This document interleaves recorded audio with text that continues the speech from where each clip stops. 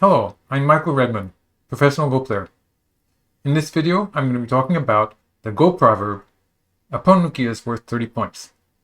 So a Ponnuki is when you use 4 stones to capture one of your opponent's stones, like this. This is an example of a Ponnuki which is actually really good. It's radiating, you might say, influence in all directions. It's a strong position that black has there, which can influence the board in just about any direction.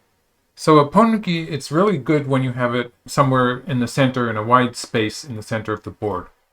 Another important context to this Go proverb is that you don't want to have any extra stones cluttering it up. So for instance, if you have a black stone here, even one stone like this takes away the efficiency of the shape, and most of the extra value that you got by capturing that white stone is gone. So if you have more than one black stone making a clumpy shape like that, it's probably not even good to capture the white stone. So the whole point is that you have this efficient shape where you have captured one stone only using the minimum 4 stones to do it. Also, the position of the Ponnuki is pretty important. So for instance, like in this example, white has a Ponnuki somewhere around the 4th and 5th lines away from the edge of the board. This is a fairly good part of the board to have a Ponnuki. You want to have it a healthy distance from the edge of the board. So the closer it is to the center, the more potential it has to affect areas in the center of the board. So that is a big thing about Ponnukis. This is also an example of a relatively effective Ponnuki. And when people say a Ponnuki is worth 30 points, it's not really going to be literally correct all of the time, but I would say this is a good Ponnuki, which I would be very happy to have. And it's very difficult to calculate the exact values in numbers of points.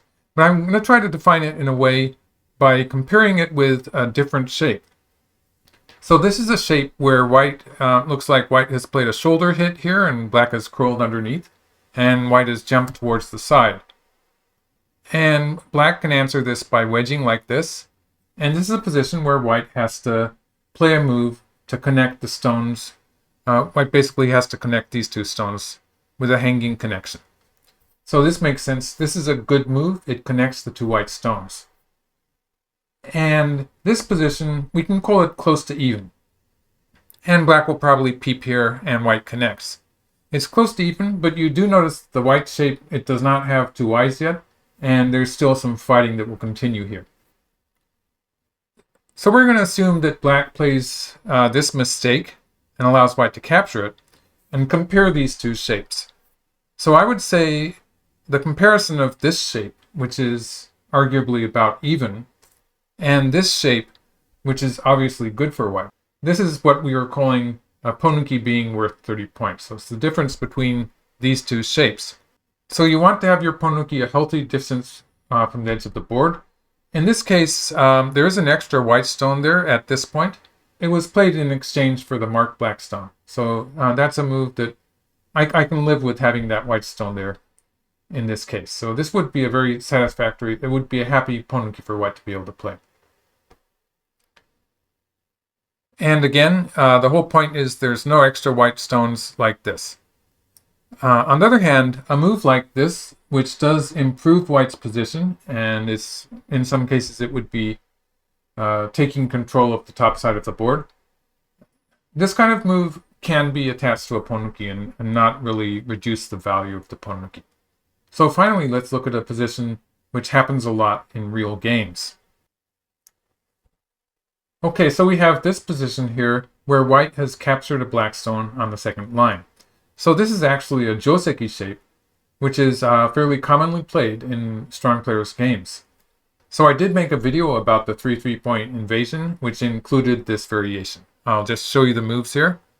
I will leave a link to the video in the comments and probably at the top of the screen also.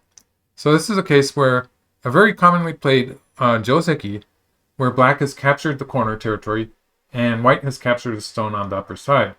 This is a case where it's a clean Ponnuki. I was talking about the local shape, so it's a good thing for white not to have any wasted stones in places like this or places like this. which would reduce the value of the Ponnuki. It would make it less efficient, but it's low down on the edge of the board, which reduces the value. So this is a shape where white's Ponnuki is about the same value as black's position in the corner. And I would say it's less than 30 points. White can continue by pushing here. This is a good local move, which will give white control of the upper side of the board, the top side, and it will reduce black's control over the right side of the board. So this is an even result locally. So to recap the major points, a Ponnuki is not necessarily worth 30 points, but it is a very valuable and efficient shape where you have captured an opponent's stone with just 4 moves. And it's more influential if you have it towards the center of the board. And also with the local shape, it's bad if you have stones that are cluttering up the Ponnuki. So I'm mostly talking about adjacent points like this one, or N19 or P19 would also be adjacent points that would ruin the effect of the Ponnuki. It would make it less efficient. So thanks for watching this video. I hope you enjoyed, and sign up to my channel for more videos.